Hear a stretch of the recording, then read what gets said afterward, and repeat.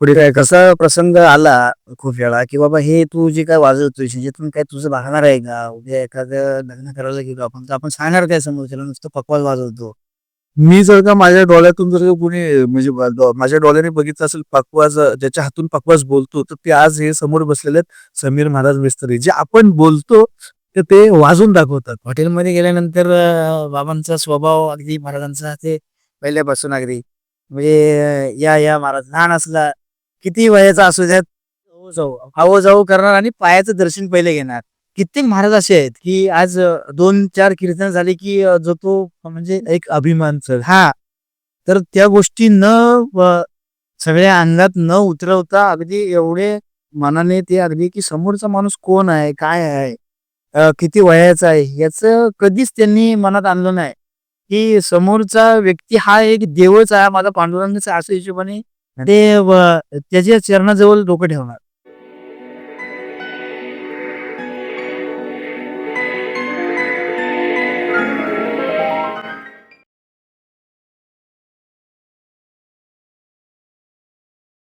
महाराजांबरोबरच मंडळी बोलवा. आता महाराजांबरोबर मंडळी बोलवली, की शेवटी पैसे द्यावेच लागणार. असं महाराज असं नाही, की जे कलाकार आपण सोबत नेतो नाही का, गाणार असतील, वाजवणार असतील, तर जी काही मंडळी मागे उभे उभे राहणारी मंडळी असते, त्यांना सर्वांना हातावरती काहीतरी द्यावं लागतं. काय माहितीये का, आता परिस्थिती तशी नाहीये. परिस्थिती तशी नाही आहे.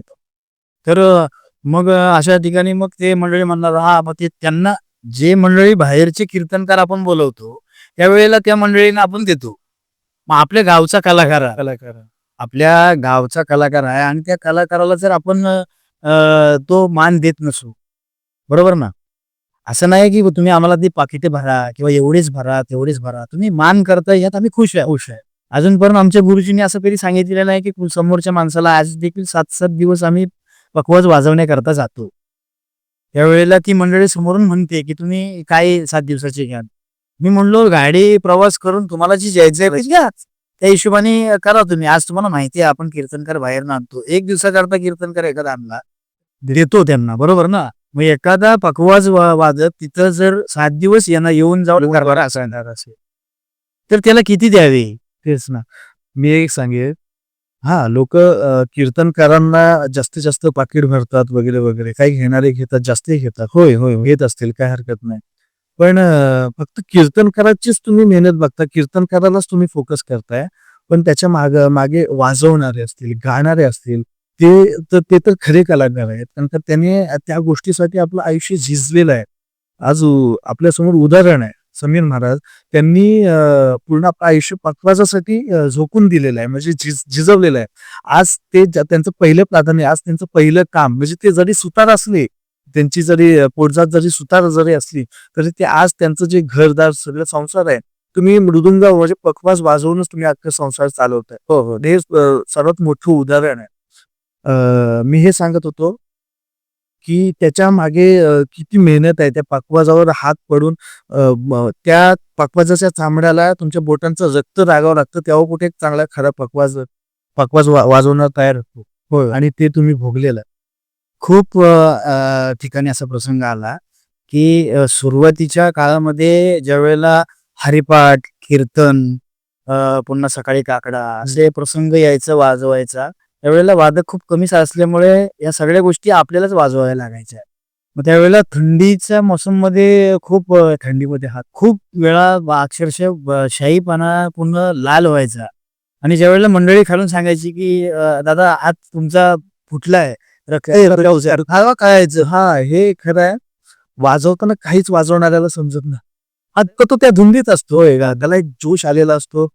घामाघूम सुद्धा झालेला असतो आणि ते हात-बीत फुटले ते काही जाणवत नाही. हात सून पडलेले असतात. थंडीमुळे सुद्धा वाजवून सुद्धा आणि ते शाईपुडा रक्ताने भरलेला आहे. मी सुद्धा असे वाजवणारे बघितलेले. हो. न खूप वेळा असा अनुभव आला, की अक्षरशः लोकं ज्यावेळेला सांगायचे, की तुमच्या हातातून मला रक्त येतोय. तुम्ही त्यावेळेला कसं एकदम जोश आणि अंग पूर्ण एकदम गरम होऊन झालेलं असायचं. त्यामुळे कधी काय हातातून रक्त येतंय, फाटलंय, काही करायचं नसायचं. असे काही प्रसंग आले खूप वेळा. अजून देखील त्या गोष्टी होतात. सकाळी कार्यक्रम, संध्याकाळी कार्यक्रम, कधी-कधी दिवसानं 3-3, 4-4 कार्यक्रम आपल्या मिळकत महाराजांबरोबरच चालले. दत्त जयंतीचा कार्यक्रम येऊ द्या किंवा रामनवमीचा येऊ द्या, आत्मजयंतीचा येऊ द्या. सकाळी कीर्तन आहे, दुपारी कीर्तन आहे, संध्याकाळी कीर्तन आहे. म्हणजे दिवसातून 3-3, 4-4 कीर्तन अक्षरशः केलेली आहेत. आणि उदाहरण आम्ही दोघे सोबत आहोत. कारण मिरगल महाराज म्हणजे माझे वडील हरिभक्त परायण श्याम महाराज मिरगल या माणसांनी म्हणजे दिवसातून 6 सुद्धा कीर्तने केलेले आहे. दत्त जयंती निमित्ताने असू द्या, मला असं वाटतंय आषाढी कार्तिकीला आषाढी या वेळेला तर आम्ही 4-4, 5-5 कीर्तने केलेले आहेत. त्या महाडच्या एका रिपोर्टरने लिहिलं होतं पेपरमध्ये की दिवसाला 6 कीर्तनं कशी या माणसाशी केले अशी केलेले आहेत. आम्ही स्वतः दोघी उदाहरणात पुरावा आहोत आम्ही. आणि खरंच आम्हाला काय सांगाल, मला तुम्ही हरिभक्त परायण श्याम महाराज म्हणजे माझे वडील आणि तुमची पहिली भेट किंवा पहिली कशी भेट झाली, कीर्तनात भेट झाली, कशी भेट झाली, काय सांगाल मग? आता तसं आपलं सांगायचं म्हटलं पहिलीच भेट झाली कीर्तनाच्या माध्यमातून झालीच. पण ज्या वेळेला आपलं हॉटेल रेवताळा फाट्यावरती ज्या वेळेला चालत होतं, त्यावेळेला महाराजांची कीर्तन सगळीकडे चालू असायची. म्हणलो मिरगल महाराज म्हणजे अजून आमची भेट कशी झाली नाही, कीर्तनकार आहे त्यांची म्हणजे कीर्तन वर्गात हा नाव ऐकून होतो आम्ही. म्हणलो आपली भेट कशी होणार, कीर्तनामध्ये आपण पण वाजवतोय, मग आपल्याला ते म्हणजे कधी त्यांचा योग येईल आपल्याला त्यांच्या कीर्तनामध्ये वाजवण्याचा. मग एक दिवस आम्ही असंच रेवताळा फाट्यावर आलो आणि नेमकंच हॉटेलमध्ये गेलो. हॉटेलमध्ये गेल्यानंतर बाबांचा स्वभाव अगदी महाराजांचा ते पहिल्यापासून अगदी म्हणजे या महाराज लहान असला किती वयाचा असू दे ना, ते आहो जाऊ करणार आणि पायाचं दर्शन पहिले घेणार. हो. आणि ह्या सगळ्या गोष्टी ज्यावेळेला आम्ही हॉटेलमध्ये गेलो आणि मग महाराजांनी आमचंच पहिलं दर्शन घेता येईल, आम्ही महाराजांचं घ्यायला पाहिजे. आम्ही त्यावेळेला लहान खूप म्हणलो महाराज आम्ही लहान आहे, तुम्ही आमच्या पायाला नका हात लावू. ते अगदी अक्षरशः पहिले आमच्या पायाला हात लावणार. म्हणजे आज देखील स्वभाव त्यांचा तोच आहे. म्हणजे हे सांगण्यासारखं असं की कित्येक महाराज असे आहेत की आज 2-4 कीर्तन झाली की जो तो म्हणजे एक अभिमान हा, तर त्या गोष्टी सगळ्या अंगात न उतरवता अगदी एवढ्या मनाने ते अगदी की समोरचा माणूस कोण आहे, काय आहे, किती वयाचा आहे, याचं कधीच त्यांनी मनात आणलं नाही. की समोरचा व्यक्ती हा एक देवच आहे माझा पांडुरंगाचा, अशा हिशोबाने ते त्याच्या चरणाजवळ डोकं ठेवणार. म्हणजे अक्षरशः हे आम्ही आज 25-26 वर्ष झाली की ते अनुभवतोय आम्ही परमार्थामध्ये त्यांच्या बरोबर, की आम्हाला देखील मग म्हणजे आमच्या मनात जे स्पष्ट आहे ते तुमच्या जवळ मांडतो की महाराज ज्या अर्थी त्यांच्या पाया पडतात म्हणजे आपल्याला पण पडलं पाहिजे. मग ह्याच्यातून आम्हालाही असं शिक्षण मिळालं त्यांच्या बरोबर राहून की आज आपण किती जरी मोठे असलो तरी समोरच्या माणसाचं जे कीर्तनकार आपले आहेत आपण ज्यांच्याबरोबर फिरतो आज, ते ज्या अर्थी त्या माणसाच्या पाया पडतात त्या अर्थी आपल्याला पण पडलं पाहिजे. एक सहवास ज्या माणसाच्या सहवासात त्यांच्या बरोबर राहून ह्या गोष्टी कळाल्या. नाहीतर महाराज पकवाजाच्या अगोदर शिकण्याच्या अगोदर एवढा राग होता की अगदी अक्षरशः म्हणजे खूप खूप म्हणजे खूपच स्वभाव आधी वेगळा, स्वभाव आमचा खूप वेगळा होता. म्हणजे खूप चिडचिडपणा होता. पण ते गुरुजींबरोबर राहून आपले मिरगल महाराजांबरोबर राहून राहून तो जो राग जो गेला तो अद्याप म्हणजे समोरच्या माणसाला समजवण्याचा भाग आता आला त्यांच्या बरोबर राहून. जसं आपण म्हणतो ना संतांच्या संगती मनोमार्ग, तसं संतांच्या संगतीत राहून राहून ह्या गोष्टी सगळ्या आपल्यात उतरल्या आणि त्या अनुकरून त्याप्रमाणे होत गेलं. हे कसं होत गेलं या अगदी ह्या सगळ्या महाराज मंडळींच्या बरोबर राहून राहून या सगळ्या गोष्टी दूर झाल्या, ज्या नगाच्या गोष्टी होतात. स्वभावात फरक होतोच. आपण जेव्हा या वारकरी समुदायात जोडले जातो, जेव्हा आपण जोडले जातो तेव्हा आपल्या स्वभावात अचानक आपण एकदम शांत होऊन जातो. म्हणजे असं वाटतं की नको बाकी सगळं, हेच भारी आहे. म्हणजे हेच आता मी सगळीकडे फिरतो नाही का, अभिनय क्षेत्रात असो किंवा काही माझ्या मित्रांच्या सोबत. पण जसं तुम्ही सांगितलं की महाराजांसोबत म्हणजे माझ्या वडिलांसोबत राहून जाऊन तुम्ही जसं ते त्यांचे संस्कार त्यांचे गुण तुम्ही आत्मसात केलेत, तर माझ्यात पण जे काही चांगले गुण आहेत ते तिकडूनच आले. हो बरोबर. म्हणजे तेच ना, लहान असो पायाला हात लावणार वगैरे, म्हणजे मी तर कुठे त्यांच्यापर्यंत नाही, शून्यच आहे मी. पण जे काही माझ्यातले काही चांगले गुण आहेत ते तिकडूनच आले. नाही खरंच त्यांचा जो स्वभाव आहे तो म्हणजे काय म्हणतात ना भूतो न भविष्यती, असा माणूस पुन्हा होणे नाही. हो, सगळे म्हणतात की तू तुझ्या बाबांसारखेच आहेस, तू तुझ्या बाबांसारखेच आहेस, पण मी त्यांच्या कणभर सुद्धा अजून झालेलो नाही. हे खरं आहे. कसं आपण होऊन कधी मोठेपणा कोण सांगतच नाही. पण महाराज तुम्हाला खरं सांगू का, की अक्षरशः जीवनामध्ये ह्याच गोष्टी काही बाबांच्या बरोबर राहून ज्या गोष्टी काही कुणाला कसं बोलावं, कुणाशी कितपत बोललं पाहिजे, समोरच्याचा रिस्पेक्ट किती केला पाहिजे. तर ह्या गोष्टी गुरुजी, बाबा म्हणजे मिरगल महाराज यांच्याबरोबर राहून आम्हाला हे कळायला लागले, की समोरचा किती जरी लहान असला तरी त्याला तो आदर देणं जरुरी आहे. त्याला आपण जर आदर दिला तर तोही आपल्याला त्या हिशोबाने आदर देणार आहे. जर आपण एखाद्याला त्या हिशोबाने जय हरी केला तर आपण ना वारकरी संप्रदायामध्ये आपण एकमेकाला भेटू त्यावेळेला जय हरी जय हरी रामकृष्ण. याच्यामध्ये ह्या सगळ्या गोष्टी करत असताना हा जो बदल घडला तो ह्या 2 व्यक्तींमुळे जास्तीत जास्त घडला. म्हणजे सुधीर महाराज मिस्त्री होय, श्याम महाराज अगदी. आणि पकवाजामध्ये सांगायला गेलं गुरुजींचं तर कसं गुरुजी ज्यावेळेला आम्हाला सांगायचे, की तुम्ही ज्यावेळेला कुठल्या अमुक गावामध्ये जाल, त्यावेळेला कसं राहणं, कसं राहिलं पाहिजे, कसं वाजवलं पाहिजे. या सगळ्या गोष्टी एखादा तुम्हाला असंही म्हणेल, "वाह! महाराज तुम्ही खूप छान वाजवलं." एखादा असं म्हणेल, "महाराज तुम्ही तिथं चुकलात हो. तुम्हाला नाही वाजवता येत." हां, बोलतात. असं होतं. कसं कधी-कधी ऐकणारे पण तिखटखानाचे असतात. हां, आणि बरं आता चूक होतेच. कोणी परफेक्ट नसतंच नाही का? तुम्हाला अगदी कीर्तन करायला पण बोलतात. पण माझं म्हणणं एवढंच आहे, की ती लोकं सगळ्यांसमोर बोलून दाखवतात. हां, त्याचं बाजूला घ्या नाही. बाजूला घेतलं बाई कीर्तनकार माणूस आहे किंवा तो एक मोठा कलाकार घालाट वाजवणार आहे. एक ते मृदुंगाचार्य आहेत नाही का? बरोबर. तर तुम्ही त्यांना बाजूला घेऊन महाराज थोडंसं तुम्ही ते चुकलात. ते सगळ्यांसमोर बोलतात. अहो महाराज तुम्ही इथं चुकलात. तुमची इथं चाल चुकली. तुमचं इथं एखादा प्रमाण चुकलं. असं डायरेक्ट बोलणं बोलणं चुकीचं आहे ते. होय. मग त्या मंडळीला आम्ही म्हणतो, "कसं आहे महाराज आम्ही अजून थोडंसं शिकतोय. आत्ताच जस्ट क्लास चालू केलाय. त्याच्यामुळे काही गोष्टी चुका होतात आमच्याकडनं. चुकीचं येतं. हळू होऊन जाईल." मग अशा काही गोष्टी अडचणीच्या आल्या. खूप वेळा काही गोष्टी मंडळी अशी बोलायची, "इथे तुम्ही चुकलात, तिथे चुकलात." मग तिथं आम्हाला आमच्या गुरुजींनी सांगितलं होतं, की कधी असा प्रसंग येणार तुम्हाला. आधीच हुशार केलं होतं आम्हाला क्लास जॉइन करायच्या वेळेला. अर्धा तास आम्हाला अर्धा पाऊण तास असे सांगत होते, की तुम्हाला असा प्रसंग येईल. कोण चांगलं म्हणेल, कोण वाईट म्हणेल, तू बरोबर वाजवत नाही, अशाही गोष्टी येतील. म्हणून आपण पकवाजा होऊन बाजूला व्हायचं नाही. आपल्या अभ्यासावरून जो आपला ध्येय आपण घेतलाय, त्याच्यापासून बाजूला व्हायचं नाही. असे प्रसंग तुम्हाला येणार. त्याच्यातून मग आम्ही ह्या गोष्टी शिकत गेलो आणि असे प्रसंग आले ना, आले आणि जसं त्या वेळेला ती मंडळी मिळायची त्यावेळेला गुरुजी आठवायची. की गुरुजी बोलले आम्हाला, की तुम्हाला अशी साडी भेटणार आणि त्यावेळेला ती मंडळी भेटल्यानंतर आम्हाला राग यायचा आतून. पण गुरुजींनी जे सांगितलेलं होतं ते लक्षात यायचं, की तुम्हाला अशी मंडळी भेटली, की तुम्ही उत्तर द्यायचं, की मी शिकतोय.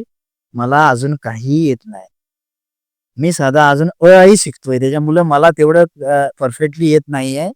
त्याच्यामुळं तुम्ही त्यांना असं उत्तर द्या, समोरची मंडळी ऑटोमॅटिक गप्प बसते. तेच ना आणि त्या बोलणाऱ्या ज्या माणसांची तोटं कशी गप्प करणार? ते बोलत बोलत राहणार. आपल्याला होय ना, आपण त्यांच्याशी बोलण्यापेक्षा आपण आपल्या कृतीतून दाखवण्याचा प्रयत्न आणि शांत राहू. आणि आज देखील ती मंडळी अशी आहे, की अक्षरशः आत्ता ती मंडळी आपल्याला कुठला कार्यक्रम असेल, तर कुठला काही असेल, तर ती मंडळी आवर्जून म्हणते, "समीर मिस्त्रींना पहिला तारीख खाली आहे का बघा आणि त्या कार्यक्रमाचं नियोजन करा." नक्कीच. म्हणजेच ह्या गोष्टी अभिमानाने न सांगता अगदी स्वाभिमानाने सांगतो, की आज त्या मंडळींनी सुद्धा स्वीकारलं असं, की आज त्याचं काहीतरी अस्तित्व पक्वाजात आहे. म्हणजे जे बोलणारी मंडळी ती आता आज ती मंडळी स्वतः कार्यक्रम घेते. तर ती कार्यक्रम घेतेवेळी आम्हाला फोन करून विचारते, की "बाबा रे तुझी तारीख खाली आहे का? खाली आहे का?"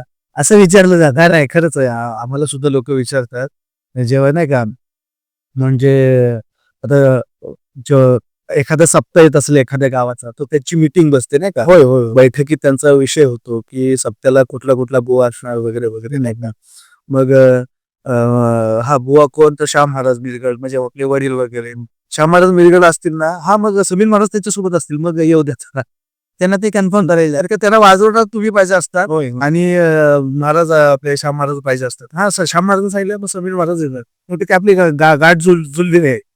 तर त्यांना एवढं प्रेम आपल्यावरती करतात. तो वाजवणाऱ्यांवर असू द्या, महाराजांवर सुद्धा असू द्या. तर असे प्रेम करणारे सुद्धा लोक आहेत. हो, हो. अगदी. आणि कसं आहे कधी-कधी आम्हालाही असा फोन यायचा. महाराजांना तारीख एखादी आली, की आम्हाला फोन यायचा. म्हणले असं-असं कीर्तन आपलं ठेवलेलं आहे सप्त्यावरती. तर महाराजांबरोबर तुम्ही आहात का? म्हणलो त्यांचं कीर्तन आहे म्हणल्यावर आम्ही जाऊ. आहेच तिथे. आणि मग ती मंडळी तशी म्हणायची, की "हां, नाही, नाही तुम्ही यायला पाहिजे." तर म्हणलो आम्ही त्यांच्याबरोबर अगदी वर्षाचे 12 महिने अगदी त्यांच्याबरोबर आहे आज. असं आहे. म्हणजे असा प्रसंग यायचा, की थोडं कधी-कधी मग महाराज म्हणले, की "बाबा तारीख अमुक आहे." मग कधी-कधी चुकून असं व्हायचं, की त्या सेवेपासून थोडंसं आपल्याला म्हणजे कधी इतर तारीख तारीख पण ज्याला पहिल्यांदाही व्हायचं. आणि हा महाराजांचं सुद्धा तेच आहे, माझ्या वडिलांचं सुद्धा तेच आहे, की ज्याला पहिला शब्द आपण दिलेला आहे, बरं मी दुसरी तारीख घेतलं तर तुम्हाला तिकडे जाणं भाग आहे. आपला माझा प्रश्न हा होता, की महाराजांची तुमची भेट कुठे रे उत्तरपेठ हॉटेलमध्ये? हॉटेलमध्ये झाली आणि तिथून मग कीर्तनाची भेट कुठे झाली तुमची आणि महाराजांची? कीर्तनाची भेट नेमकं आता गावाचं नाव नाही तेवढ्या वगैरे. तर कसं जवळ-जवळ मला वाटते साधारणतः एक 2010च्या आसपास कदाचित असेल. अच्छा. त्या आसपास असेल. पण कदाचित तारीख थोडीशी इकडे-तिकडे सुद्धा मिसिंग होऊ शकते. पण पहिल्यांदाच त्या कार्यक्रमाला महाराजांनी ज्यावेळेला आम्हाला म्हणजे आम्ही म्हणलो, की "बाबा तुमचं कीर्तन आहे, तर थोडंसं आम्हाला कधी सेवा थोडीशी द्या." तर मग तसा प्रसंग आला आणि मग महाराजांनी आम्हाला म्हणले, "या तुम्ही." मग त्यावेळेला आम्ही तिथे गेलो. मग त्यावेळेला तो कसा वेगळाच म्हणजे अनुभव. महाराजांचंही कीर्तनाचं स्वरूप त्यावेळेला म्हणजे यंग असल्यामुळं अगदी खूप सुंदर एकदम आनंद आला कार्यक्रमाला आणि तिथून मग जे सुरुवात झाली ती अगदी ह्या आतापर्यंत. तर मी तर तेव्हा जामच लहान होतो. म्हणजे माझा गोष्टीशी जास्त संबंध नव्हता.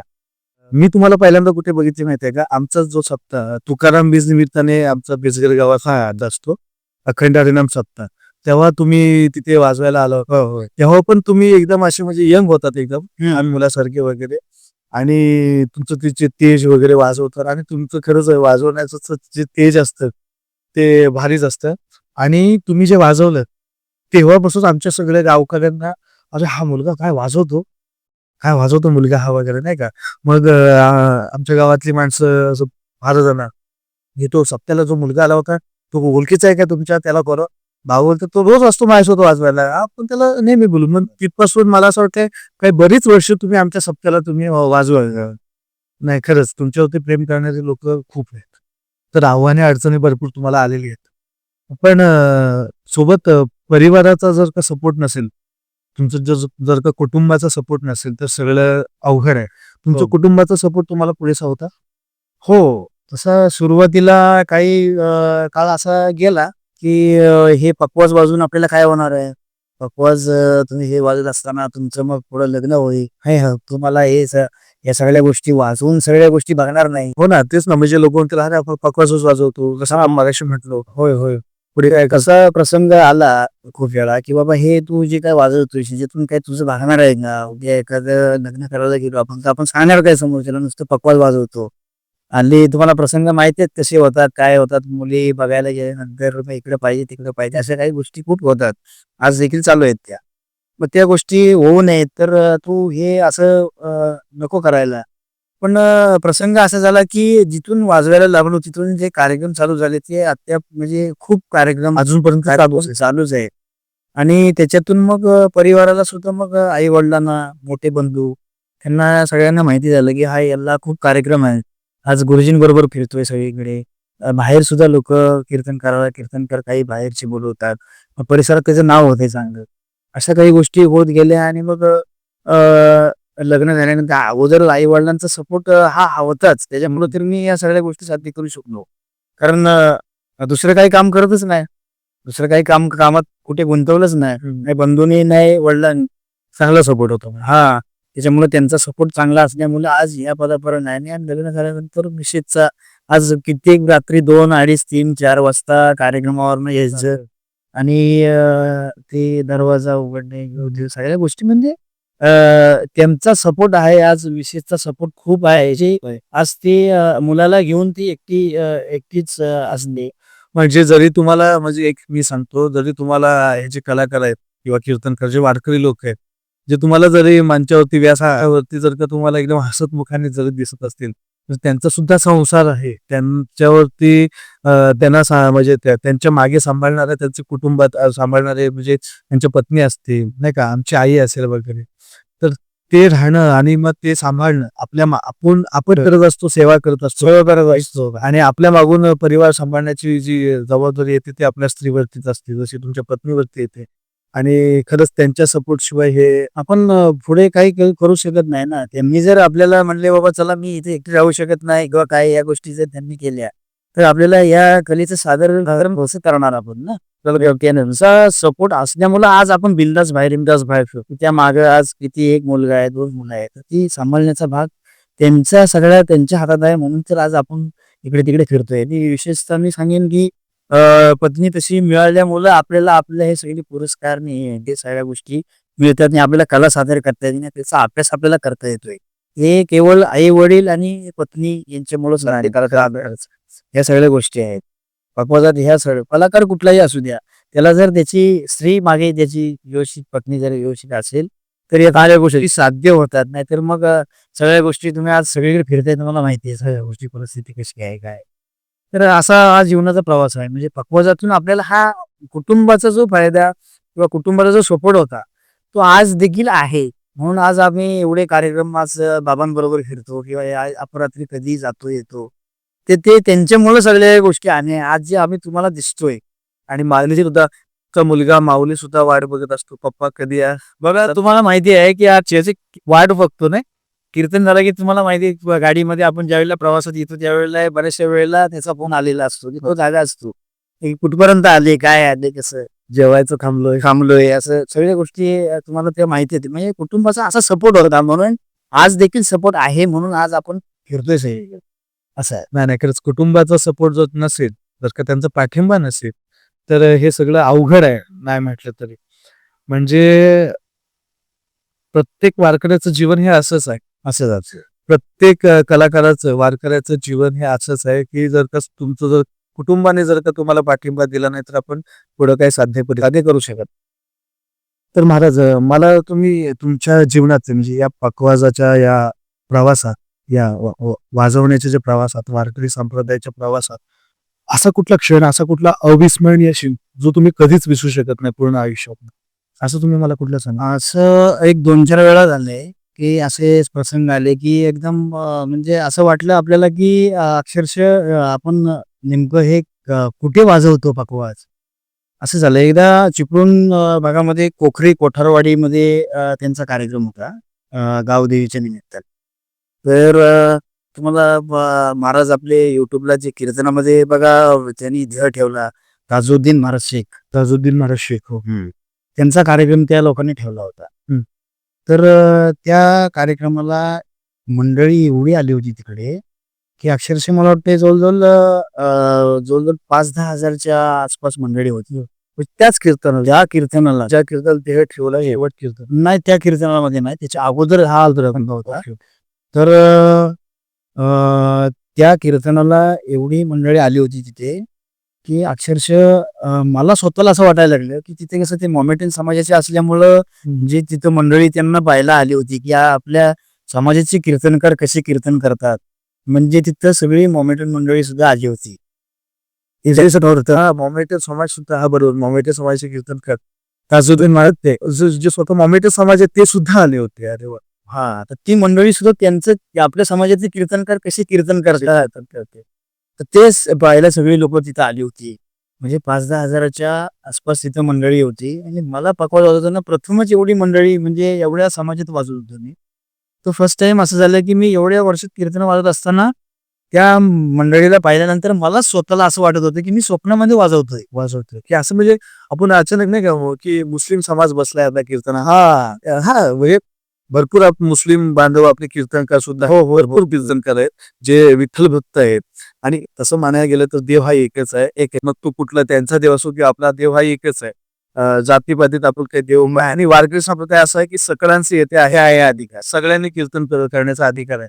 पण की समाज बसणारा सुद्धा मुस्लिम बांधव बसला हे तितकंच अनुभवाचं आहे. आणि विशेष म्हणजे त्या कार्यक्रमामध्ये पखवाज वाजवताना अक्षरशः म्हणजे स्वतःलाच असं वाटलं, की आपण नेमकं कुठे आहोत. एवढ्या समाजामध्ये आज आपण पखवाज वाजवतोय. मला अक्षरशः त्यावेळेला असंच वाटलं, की मी स्वप्नामध्ये वाजवतोय. स्वप्नच पडलंय मला. आणि त्यावेळेला सुद्धा त्या महाराजांनी पुन्हा जी मंडळी तिथली होती त्यांनी खूप म्हणजे थोडंसं कौतुक केलं आपल्या तिथं, सत्कार वगैरे केला. त्यावेळेला असा तो एक प्रसंग होता की आपल्याला तो अगदी विसरू शकत नाही, असं जीवनामधला तो एक प्रसंग आला. हा, तर एक क्षण आपल्या पोलादपूर भागामध्ये निवृत्ती महाराज इंदुरकरांचा कार्यक्रम होता. आपले इंदुरकर महाराज, होय, निवृत्ती महाराज इंदुरकरांचा कार्यक्रम होता पिंपलवाडीमध्ये. तर त्यावेळेला पकवासा करता गुरुजी आणि समोर जे गुरु आणि शिष्य होय. मग त्यावेळेला त्या प्रसंग तो एक प्रसंग असा विसरू शकत नाही. गुरु विसरू शकत नाही. या पहिला इंदुरकर महाराज वारकरी संप्रदायामध्ये अगदी मला महाराज माहिती आहे, एकदम उच्च स्तरावरती पोहोचलेले. हो. आणि तो प्रथमतः त्याच्या अगोदर थोडस कीर्तन इंदुरकर महाराजांच्या आम्ही पनवेलला उरण तिथं प्रसंग आला होता वाजवण्याचा 1-2 वेळा. पण फर्स्ट टाइम आपल्या भागात आल्यानंतर तिथं जो प्रसंग झाला आणि गुरुजींसमोर वाजवायचं होतं, तो प्रसंग काही वेगळाच होता. मग गुरुजी बोल वाजवत होते, आम्हालाही ते वाजवून दाखवत होते. मग तेच बोल आम्ही रिपीट करत होतो. आणि इंदुरकर महाराजांच्या समोर तुम्हाला माहितीच आहे कसं वाजवावं लागतं त्याला. अगदी त्यांना खूप स्पीड पकवाज हे करावा लागतो. मग गुरुजी त्यातून आपल्याला सांभाळून घेत होते. आपणही त्यात काही काही गोष्टी शिकलो. तेव्हा पण तुम्हाला सगळं दडपण वगैरे होतं. दडपणही खूप होतं ना, कारण की स्वतः गुरुचं कीर्तन आणि समोर गुरु असताना आपण त्या गोष्टी करतो. मला खात्री आहे की समोर फक्त जर का सुनील महाराज म्हणजे जर का तुमचे गुरु नसतील तर मला असं वाटत नाही की तुम्हाला दडपण कोणाचं येईल. नाही, येतच नाही. कारण अक्षरशः ज्या वेळेला आम्ही पकवाजावर जातो आणि ज्या वेळेला जे बोल वाजवतो त्यावेळेला आम्ही तेच म्हणजे तेच अंगात होतं संचारतात. हा, आणि त्या हिशोबाने आम्ही वाजवत असतो. आणि त्याच्यामुळं कधी कधी असा प्रसंग येतो की डायरेक्टली आम्हाला म्हणजे असा प्रसंग आला की त्या प्रसंगाला तिथं काही मंडळी येते भेटते की तुम्ही सुनील मिस्त्री सरांकडे क्लास करताय का? जे तुमचं वाजवणं बघून नुसतं वाजवल्यानंतर ती लोक अशी डायरेक्ट बोलायची की सुनील मिस्त्रींकडे शिक्षण घेताय का पकवाजाचं? तर आम्ही म्हणायचो हो. हा, मग ते वाटलंच तसं वाजवतात. म्हणजे अशा काही गोष्टी आज आज देखील त्या गोष्टी अजून आम्ही अनुभवतो. ते न विसरणारे क्षण आहेत. आणि ते इंदुरकर महाराजांचं कीर्तन वाजवलं आणि तो एक म्हणजे अविस्मरणीय क्षण होता. आणि दुसरं म्हणजे आम्ही माणिक महाराज अंबुरे हे परभणीचे आहेत. परभणीला 1-2 वेळा जाण्याचा योग आला. तिथे सुद्धा असंच, तिकडे सुद्धा मंडळी कीर्तनाला खूप.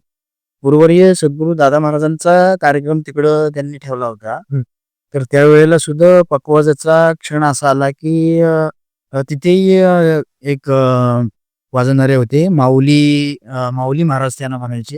ते समोर वाजवायला होते आणि आम्ही इकडून गेलो होतो. आणि तिथे एक असा प्रसंग की तिथे सुद्धा खूप म्हणजे 9-10 हजार समाज. आणि तिथेही आम्हाला तसंच वाटावं की आपण वाजवतोय, एवढ्या लांब आलोय आणि हे आपण स्वप्नात तर वाजवत नाही. म्हणजे असा प्रसंग आला तिथे की समोरचे वाजवणारे खूप तयारीचे. आणि त्यात आम्ही थोडंसं आम्हीच तिथे कमी होतो असं मला लागेल. नाही, नाही. तुमच मी मी माझ्या म्हणजे मी आता एवढं काही मी जास्त फिरलो नाही. पण माझ्या उभ्या आयुष्यात मी जेवढी वर्ष कीर्तन करतोय, जेवढ्या या भागात फिरतोय, भले मी युट्यूबवर कीर्तन बघत असो, काही असो.